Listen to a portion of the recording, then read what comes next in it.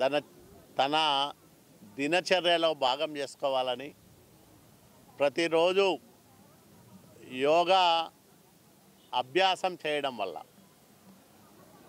శారీరకంగా దృఢంగా ఉండడంతో పాటు మానసికంగా ఎంతో పరిపక్వత సాధించడానికి అవకాశం ఏర్పడుతుంది. ఒక సానుకూలమైన దృక్పథం మన ఆలోచనల్లో కలగడానికి యోగా మంచి సాధన. ప్రపంచవ్యాప్తంగా యోగాను ప్రమోట్ చేయడానికి భారత ప్రధాని నరేంద్ర మోడీ గారు తీసుకుంటున్న శ్రద్ధ అభినందనీయమైనది. ఎవరు ఇంతవరకు యోగాను ఇంత గొప్పగా ప్రమోట్ చేసిన సందర్భం లేదు.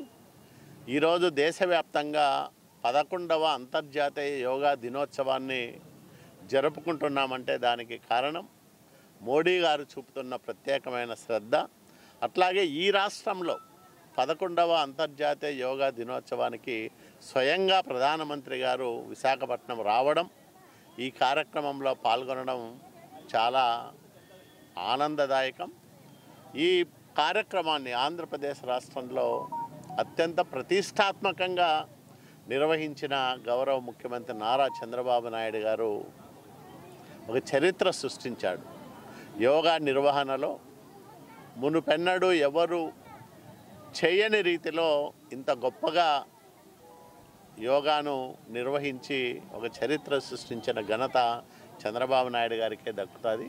దీనికి సహకరించిన ఉప ముఖ్యమంత్రి పవన్ కళ్యాణ్ గారు, అట్లాగే నారా లోకేష్ బాబు గారు, వీళ్ళందరూ ప్రతినిత్యము ఈ ఏర్పాట్లలో నిమగ్నమై తగిన సలహాలు సూచనలు ఇస్తూ ప్రభుత్వ పరంగా అన్ని జాగ్రత్తలు తీసుకోవడంతో పాటు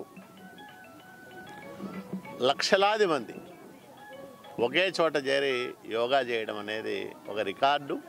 ఇది గిన్నీస్